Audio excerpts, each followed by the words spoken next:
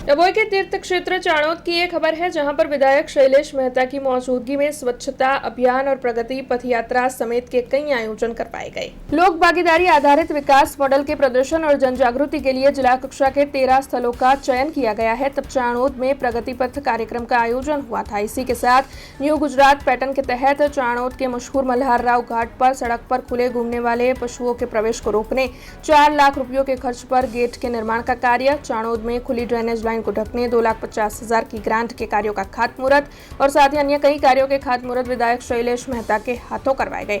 इसके अलावा स्वच्छता सप्ताह को भी मनाया गया। तब मल्हार राव घाट पर स्वच्छता अभियान आयोजित कर सफाई कर्मचारियों को साथ में रखकर विधायक शैलेश मेहता और उपस्थित अग्रणियों ने स्वच्छता से जुड़े हुए संकल्प लिए। इस कार्यक्रम में प्रांत अधिकारी रविराज सिंह परमार, तालुका विकास अधिकारी तेजल राणा समेत के संबंधित अधिकारी, सरपंच दीप्तिबेन सोनी, जिला भाजपा प्रमुख बीजे ब्रह्मभट्ट और अन्य अग्रणी भी मौजूद रहे थे।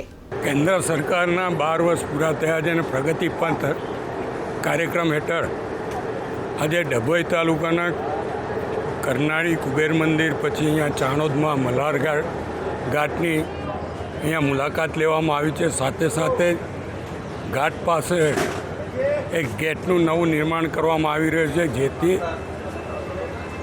કોઈ પશુઓ કે ગાય કે કોઈ અંદર નદી સુધી જાય નહીં, એના માટેનું આજે ભૂમિપૂજન પણ કરવામાં આવ્યું છે।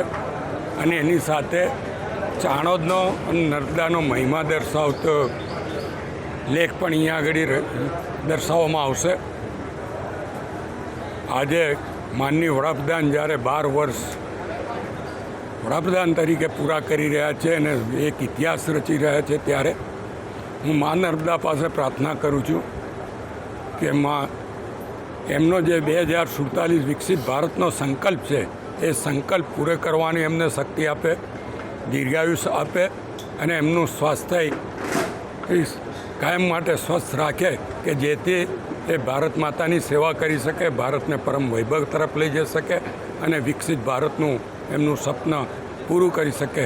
એ મા નર્મદાને પ્રાર્થના આજે અમે અહીંયા કરવા આવ્યા છે। સાથે સાથે સ્વચ્છ ભારત અભિયાનના નેજા હેઠળ અહીંયા સ્વચ્છતાનો સંકલ્પ પણ લેવામાં આવ્યો છે।